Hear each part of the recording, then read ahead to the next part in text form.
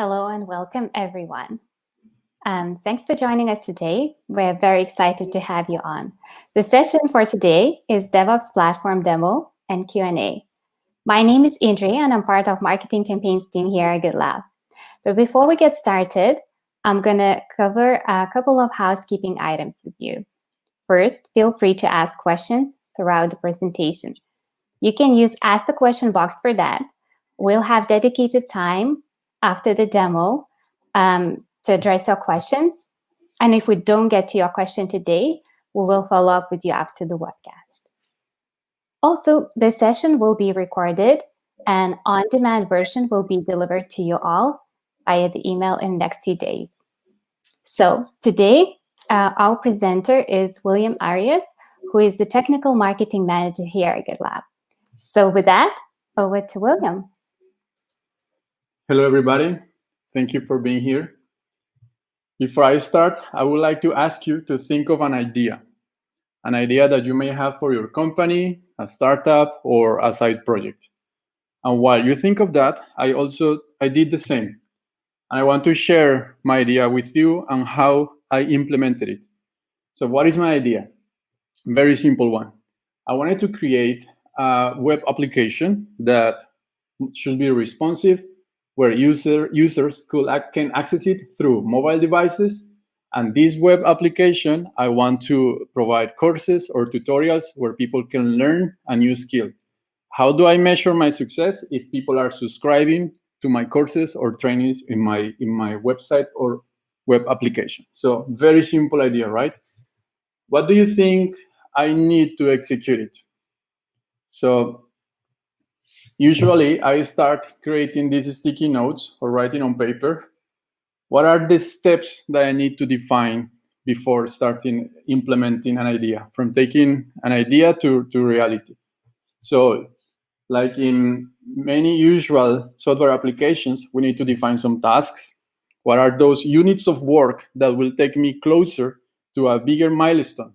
A milestone is usually made of tasks that they accomplish something bigger, like defining the architecture of the application. And in addition to that, we need to sketch the UI. We know what the application should do. I want to provide courses, online courses, but how should it look like? So for this, sometimes some companies, they bring a designer. Hopefully, they bring a designer. And this person will help us sketching the UI, the colors, the interaction between different components of the web application. So we need to sketch the UI. One thing is to know what it should do, and other how it should look like. Then very important to define the architecture. Do I want it to be cloud native? Do I want to use containers? Do I want to be a monolith, microservices, the programming language? Different type of modules, libraries, interactions, APIs, you name it. So we need to define the architecture and the infrastructure. How am I going to deploy my application, and how is it going to run? So once I have defined the steps in the first sticky note, then I have to move to how am I going to evolve and maintain this application. And for this, I need to consider if myself as a developer or other developers, they want to contribute with code, what are these workflows that they should follow? How do they create merge requests? And once they contribute code, how can I trigger automated steps in order to enable them to do unit testing, to review the code, and very important, to make sure that we are not adding security vulnerabilities to the code that we are implementing. So after step 2, then I said, okay, I don't want my application to work only in my computer. I wanted to deploy it to the outside world. I want other users to be able to access it. And for that, I need to start thinking, okay, how am I going to deliver this application? What are the type of environments that I need to do that? How can I deploy automatically? And very importantly, how can I monitor this application? So once I have defined these three steps and these 3 things in my sticky note, how many tools or systems do you think we need to accomplish this vision? Think for a second on that. So I will tell you that probably more than one. And yes, more than one. Usually in the DevOps lifecycle, we need to involve and integrate different tools to accomplish or to execute an idea like the one I was describing of a web application. From code versioning, tracking, testing, to monitoring and security, there is a different set of tools and colors that if you do this, you will have to use your own resources to design these integrations, to maintain these integrations, and to build different interfaces that you need to create in order to make these tools and orchestrate them and make them work flawlessly. So this thing, if you think about it, it could be very time-consuming and expensive. If it's a big team, okay, but if it's a team with few people, and you have an idea that you want to create, this idea that I ask you to think about it, and if I tell you that you need to configure and integrate different type of applications before you can start collaborating and creating code following good software engineering practices and DevOps practices, this can be demotivating. And in a different or bigger company, this brings you to consider that this can impact your time to market before taking an idea to execution, because all of these tools, they require maintenance and they require different set of skills that different teams will have to deal with. So this sounds a little bit demotivating, but how did I solve this problem? How did I create my application? So I will tell you what was my solution. So the steps I executed was using one single application to accomplish all of this DevOps lifecycle and take this idea of the web application into something that I can deploy and share with the outside world, with my friends or with end users. So I will walk you through how I did it. And another practice that I like to follow is that I like to outline the process to create or to execute the idea. So here you can see that some of the swim lanes I have mapped to different stages of the DevOps lifecycle, from creating the code or creating the project, planning, how am I going to these sticky notes, what are the milestones or issues or tasks that I have to deliver or execute in order to achieve the bigger vision, and the different type of automation. So from now on, I'm going to start moving through two different screens, and I will walk you through this process and how I executed my idea using a single application. So first of all, create a new project. So here, very easy, this is the GitLab interface, and here I will create a project that is the one that will contain the repo that is going to host the source code, and this source code will be under version control and in different type of branches where I can do git commit, git push, and trigger different pipelines. So very easy. I create a project, and this project will be also integrated with Kubernetes cluster. So very easy step. So now the project, milestone, and issues. So it's very good to organize our ideas. And instead of using sticky notes, the way that I was doing that I show you, GitLab offers this view of issues where I can see the issues in different ways. In this case, I have the list view where every issue is an idea or a unit of work or a step that I need to execute in order to achieve something bigger or to solve a specific patch or problem. So one of the cool things about this is that let's open this one, this issue that was opened by some guy 3 weeks ago. And what it says, if I'm new in the team, or if I am a new developer or project manager, that I'm just joining this project and I need to know what's going on, when I open the issues, I can have access to all the conversation around this idea or problem that needs to be solved. So here we can see that once I locate the issue and I see that it's open, that this is still an issue that needs a solution, I can read and go through all the collaboration that different team members were having around this issue, around this problem, or around this idea. So I can quickly onboard myself if I am a new team member and I come here and I read what's going on. I can see, okay, this was all the whole interaction that happened 3 weeks ago before I joined the team. And this is the actual status of this problem or this project. besides this list view, I can also click on boards, and I have a visualization of work. I have this Kanban view where I can see all the work that is going on, and I can classify it in different labels. So what is in progress, what has been complete. And this doesn't only provide this visualization of work, I can also reprioritize. What are the issues that I want to complete first based on this label and progress that I can reprioritize here. So as I said before, milestones that are the very important things that I need to define. If I go back to my process, you can see that part of the issues or the units of work that I wanted to define is define the application architecture. How is this going to look like? What are the type of technologies and programming language that I want to create? So I named this as a milestone in my project because this is very important. This will set the track of the development and the type of technologies that I need to use. So this milestone of the architecture is composed by one single issue that has been completed. The issue that is self-explanatory, that it says, define the application architecture. So I want to ask you here, how many of you have been in a project that when you join it, you realize that there is no documentation, that there is not even a single diagram of how the application and the code base that you are working looks like? This is very normal. This happens all the time. So this guy here, very nice guy, what he did is that once this issue that is closed and the application architecture was defined, he was using the same tools that the project contains, like the wiki or provides, to put the application architecture there. So if we click here, this is taking me to the wiki of the project.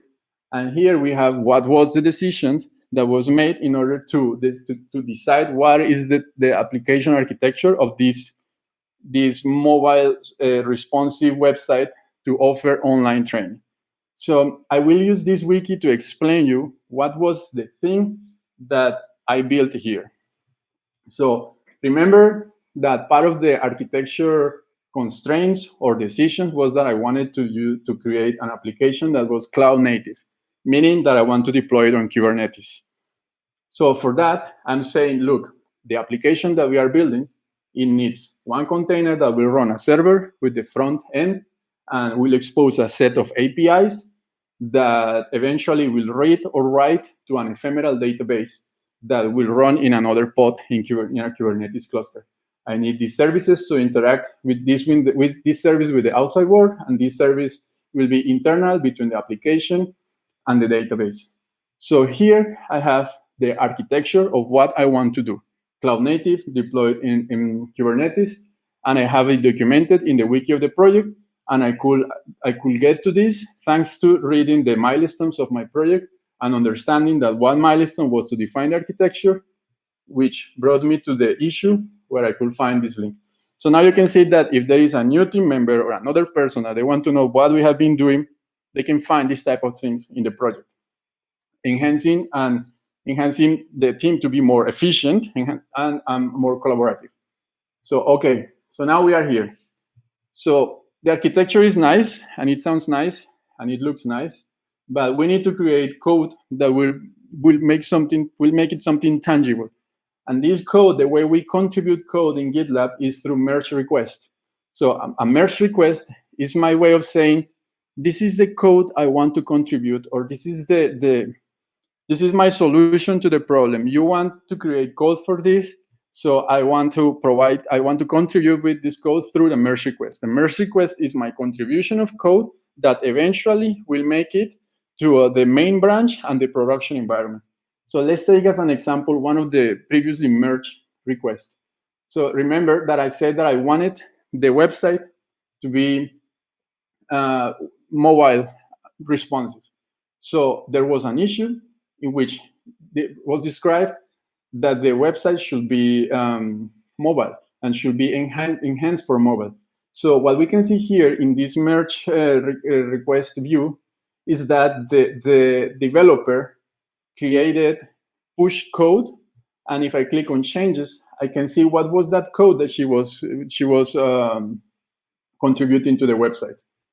And that that push of code, that commit, trigger a pipeline. That this is personally one of the things that I love the most about using GitLab.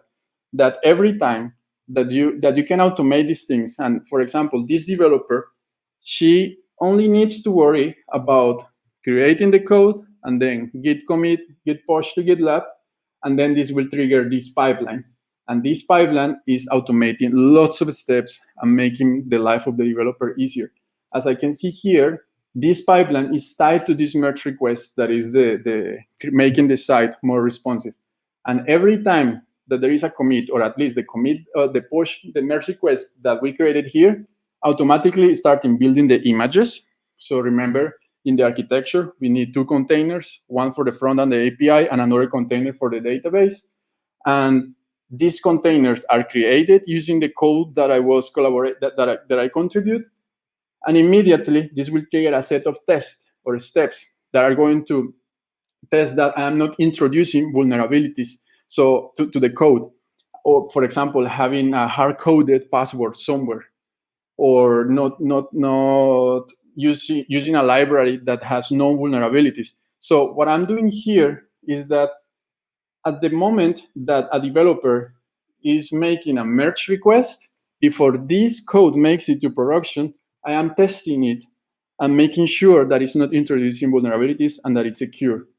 The next step that I'm doing is that I want to create a report in which I want to know if the code was tested and what is the percentage of coverage of testing that this project has. And very important, this merge request is providing me an ephemeral environment that we will call review.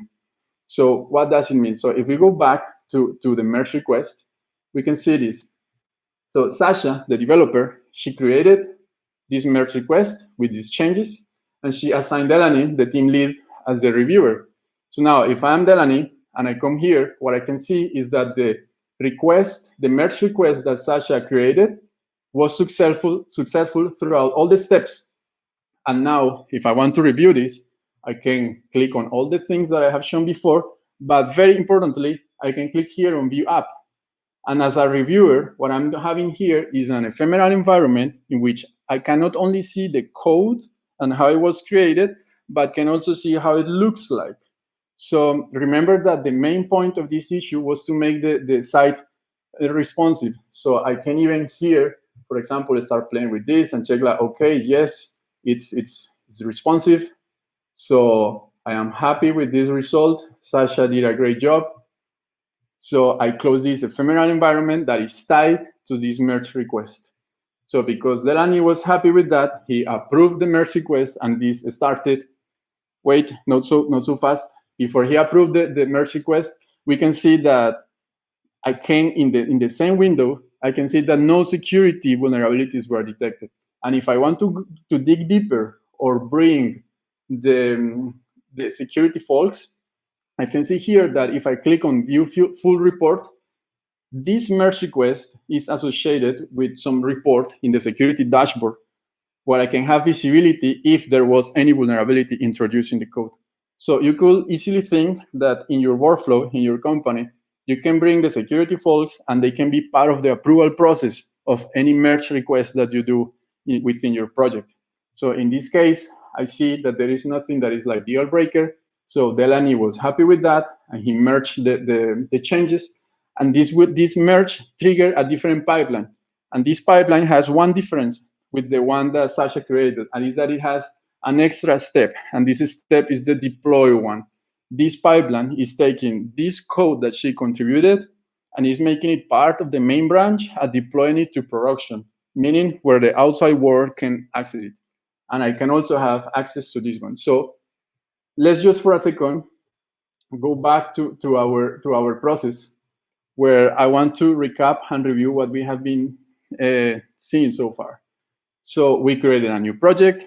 We defined the milestones. One of the milestones and issues was to define the application architecture. I decided that I wanted a cloud native application with 2 pods deployed to Kubernetes, 2 containers. And then I start making reality this application by contributing code. And the way that I contribute code is through a merge request. Every time that I create a merge request, this will automatically trigger my CI, GitLab CI, and pipelines. And this, as we saw, is going to build the images, and not only build the images where my code will be executed, but also test it. So as we could see, if one of the tests fails, the merge request will not be approved, and the developer will have to fix it. Will have to remove the security vulnerability or improve the quality of their code. But if the tests are successful, GitLab provides me with a review environment. And this review environment is the one that we saw that Delaney was able to open from the merge request and play and see how the application looks like. And because Delaney was happy with what he saw and how the application was built, so he merged the changes to production. And this production is deploying my web application, my e-learning platform, to a Kubernetes cluster. And now, what do you think we can do from here? What else can we do? So here is where we can change our hats and switch hats and say, now I am a DevOps engineer. And what can GitLab can provide to me if I'm a DevOps engineer? So I can come to here to operations. And in operations, I can see here in environments that I have a view of the application that was deployed to Kubernetes. And I can see here in the deployment board that the health and the status of the different pods that are running the application. So as an engineer that I want to have access to all of these metrics, or developer, I can see the different environments that my pipeline created, the health of these ones, and very importantly, I can click here on monitoring and get a view of the performance and resources that my application is using. This application that we're just deploying. So if we go back to our process, you can see here that now we are in the monitoring part with the dashboard. And this dashboard, let's step back for a second and let's appreciate the beauty of this. So far, I created code, I pushed the code to the repo, and this immediately trigger out of the box these metrics. I am having here a monitoring system that is automatically consuming the Kubernetes API, the metrics and the Kubernetes API that they are providing me with all of this memory usage, CPU usage, and different type of metrics that I can customize. And I'm having this out of the box. So from the moment that I push code and I deploy it to the staging or production, I can have this view. I can see how my application is performing. I can have this monitoring view out of the box. And one of the things that I like the most about this monitoring part is that if we click here, we can see an option that says add metric. So very, very importantly to consider is that here I have a business metric. This is a custom view, a custom metric that I decided to add. So look at the beauty of this. If you are an engineer, a DevOps engineer, and you think that your job is only to monitor the Kubernetes cluster, the CPU, and the memory, by using these out-of-the-box tools, when you can display these dashboards and get monitoring, what I'm doing here is that I'm monitoring the traffic in the subscribe button of my application. So remember, we have this. So if I am an e-learning company and I want to have a sense of from where my revenue comes from, I will say that it's very safe to assume that every time that someone is clicking on subscribe, this can potentially mean that someone wants to buy my services. So if this subscribe button is down, it means that the business, this KPI metric can be down. So as an engineer, when you configure your application to be able to read these things, you can make more sense of what you are doing. Is besides keep the business running, you can also see how what you are keeping running, it's impacting the KPIs or business metrics from your company. You can create different types of monitoring endpoints and get them displayed here automatically once you deploy your application. In this case, life is good because the subscribe clicks traffic is going up.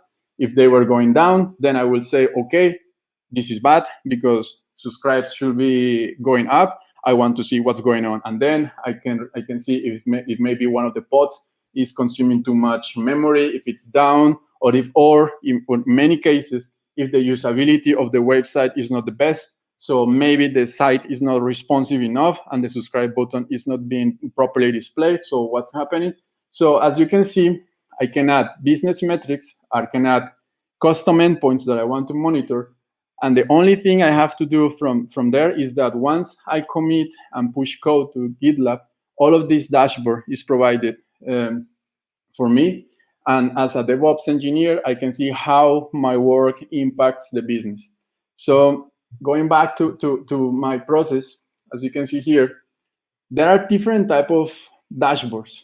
And one dashboard is this one of the monitoring of the tool and the business metrics. But there is another one that is very important that is also here under the single application. If you click here on analytics, you can see this one, for example, the type number of issues that are open. So what this is telling me is the speed to which I'm delivering. How fast are we delivering or executing this project? So please go easy on me. As you can see, I'm the only developer. I have some help from other Lego developers here. But as you can see, there are issues that have been open 21 days. So this is not good. We should close them faster. So what this view here is telling me is that I should hire another developer. So this is the type of visibility or information that a project manager would like to have. Would like to see how agile they are being, how fast they are delivering code. So this monitoring of dashboards is not only the application at the application level, business level, but also at the execution and efficiency of the project. So I want to show you one little thing here. As you can see, I have some issues open. You saw there are ones that have been open for more than 21 days. And one of them says that I want to add a chatbot widget to the main page. So bringing all the stakeholders to this single view, as you can see in the issues, I can upload designs and I can comment on these designs. So wherever I click, I can leave a comment and enable collaboration with different type of roles within the company. So in this design, they are telling me that they want this widget of a chatbot in the main website.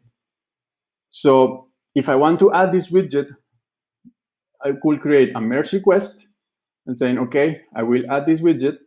And now this is creating another branch, and using the web IDE from GitLab, I can come here and locate, for example, where this widget I want to put it.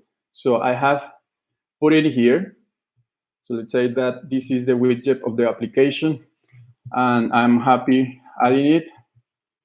And I want to create a commit. I want to commit this code. So let me just go and delete this. And I commit. So I'm going to commit to this branch. I'm doing a merge request. And now you will see what we were talking about before. Once I create this commit, this will start my pipeline. And this pipeline will go through all the steps that we defined. So now this is creating my Docker images, and is using the code that I pushed, that it was just this zero change enabling the widget or the chatbot. This will go through the test and everything. And here, because I have another rule of approval that is called code owners, I'm saying that whenever we make a change to this HTML file, I need approval from the designer, because he knows how it should look and what looks nice. So this person will have to approve these changes in order to make it to production. But now with this, what I want to illustrate is that as a developer, the only thing that I have to worry now is just to go and contribute with code. And all these steps were figured out before. And now everything is automatic. So I can go from the idea of let's add a chatbot to the main page. I go from this idea to execution. And this is just making my life easier, and I'm being more efficient. So let me show you how it will look like. This will take some minutes, but at the end of the day, when we go to the environments, and I want to see, for example, production environment, and I click on Open Live Environment, I can see here that this is the widget that I wanted to add. So one issue was, let's add a chatbot widget to the main website. And then I say, okay, I can do it. For this, I just need to add this line of codes. And I do it this way. And when I click and contribute with my code, as I can see, all these steps of my pipeline here, they start to run automatically.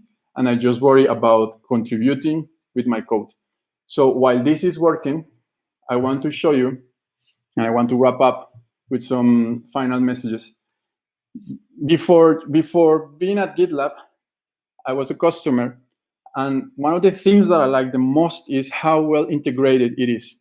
This is just making your life easier, because all of these components that we were talking about, where I need to bring security, where I need to scan containers, I want to create merge requests, I want to deploy to Kubernetes, I want these integrations. I don't need to worry much about defining environment variables.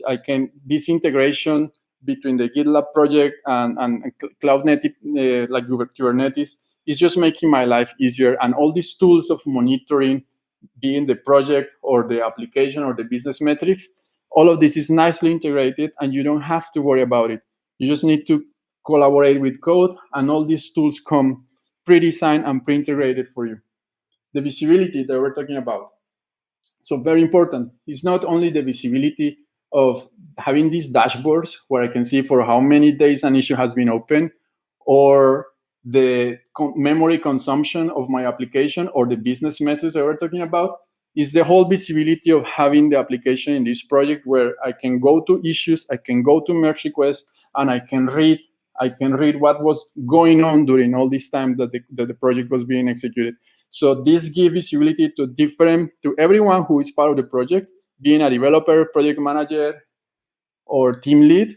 They can be all on the same page and trace back every decision and discussion that took place before they were or the record of conversations that could sustain the decision that was made. So this for visibility. And efficiency and collaboration. This is really, really transversal and great, because as you could see, normally when you have to sketch a UI, you will bring out a designer, and this person will share it using different tools or sending via email. And maybe you will have to set up a call so he can explain you the color, where to put the widget. What we saw here is that this design was uploaded to the issue.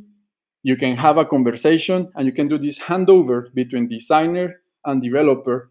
And the developer can have a very, very good idea of how the application should look like, because the design is in the issue.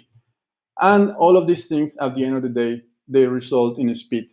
As you can see, my process from the idea of creating a website responsive with a chatbot to deploy it to production, it just takes me creating the code, git commit, git push, and this platform in a single application is taking care of all of these steps in an automated way for me. So thank you very much. I hope you are as excited to try this like me. And questions?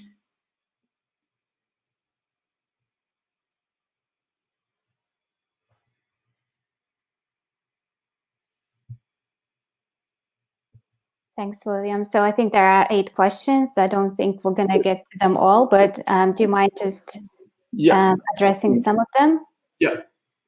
So I'm going to read them. There is one question that says, can you give an example of how a new metric is creating the dashboard? So very good question. So the dashboard. So when we come here to environments, monitoring, and the tool that is integrated is Prometheus. So when you click on add metric, you need to know what is this endpoint that you are monitoring. So in this case, you can predefine. So I have some here that I use for my project, and the subscribe button was an API that it was a Flask request, for example. So I am monitoring this, and this is following the Prometheus query language. And how does it look like from the application point of view? If you come here to the code, in the Python code, I'm just adding the Prometheus library, and I'm creating a Prometheus object. And then with this, I'm just selecting what are from here, I can take it that what are the endpoints that I want to monitor. So this will be a little change that you have to do in your application. And the cool thing is that you do this, and that's the only thing you need to do. And once you go to the environments and operations thing, you start getting out of the box these monitoring metrics.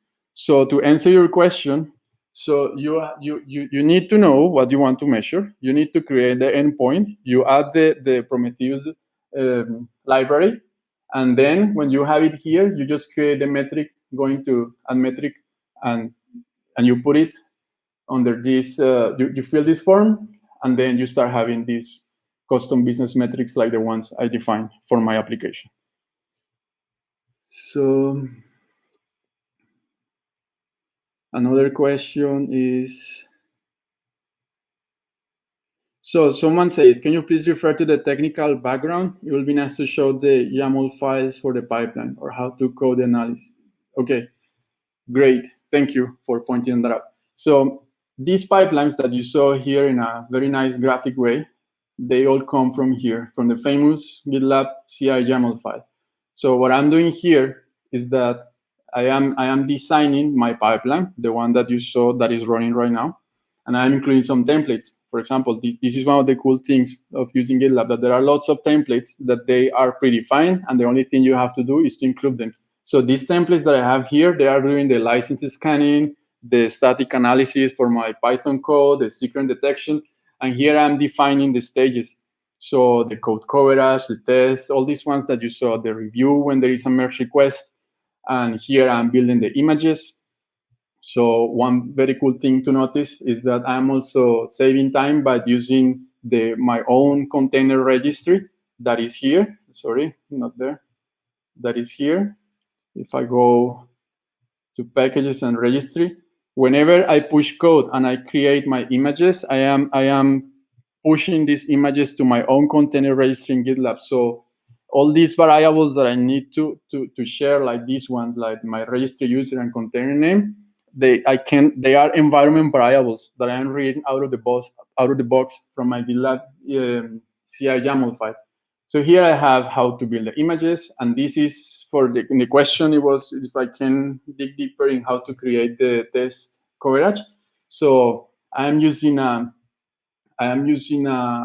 tool that is called Cobertura. That this tool is in order to create a report of the unit testing for a Python application, and this report is created in XML. So what I do using GitLab CI YAML file is that this report of the test I expose as an artifact in an XML, and then this is uploaded to the project, and then I can see in the merge request if there was a unit test associated. So basically, what we are doing is using this tool of coverage, creating the artifact, and exposing it as a report that later I can consume in the merge request view, the review application, and this and that.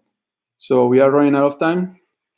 There is another question that can you Yeah, I think we are running out of time. And the last question that I will read is that if I can have multiple projects. Yes, I can. For example, the chatbot is another project that is not running here. So through a multi-project pipeline, if I want to rebuild the chatbot or have the chatbot as a dependency of this one, I could do it in this CI YAML file. For the rest of the questions, we will go back to you. Is that correct, Ingrid? Yes, that's absolutely correct. So thank you all for your time, and apologies for running over. We will follow up each of you individually to answer those questions. So thanks a lot for joining, and have a great rest of your days. Bye-bye.